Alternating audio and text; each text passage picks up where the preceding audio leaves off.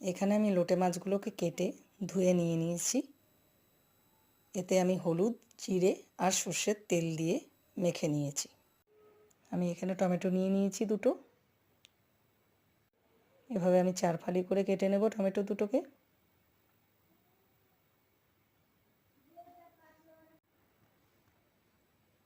তিনটে পেঁয়াজ আমি কুচো করে নিয়েছি আর 5টা কাঁচা লঙ্কা আমি নিয়ে নিয়েছি। কাঁচির সাহায্যে কাঁচা লঙ্কাগুলো আমি কেটে নিচ্ছি।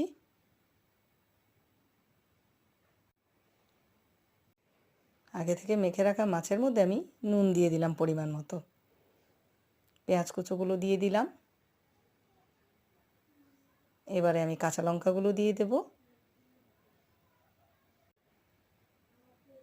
এতে টমেটোগুলো আমি দিয়ে দিলাম। এবার মেখে নিচ্ছি।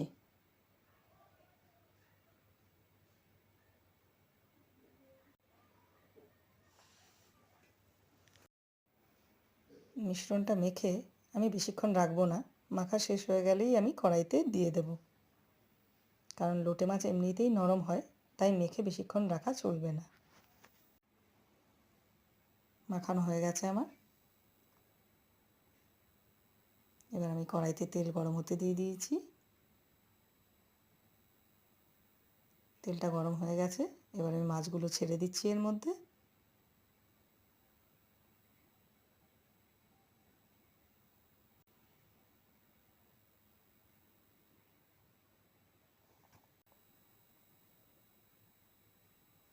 এবারে আমি 5 কোয়া রসুন এর মধ্যে থেতো করে দিয়ে দেব।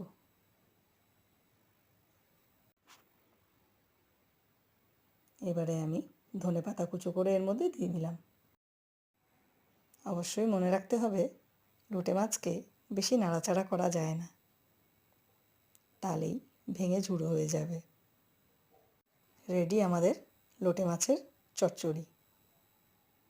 আমার মতো আপনারা কারা কারা লোটে মাছ খেতে ভালোবাসেন অবশ্যই কমেন্ট করে জানাবেন। অতি অল্প উপকরণে যদি সুস্বাদু খাবার তৈরি করতে চান তাহলে আমার এই চ্যানেলটাকে অবশ্যই সাবস্ক্রাইব করুন, লাইক আর শেয়ার করতে ভুলবেন না।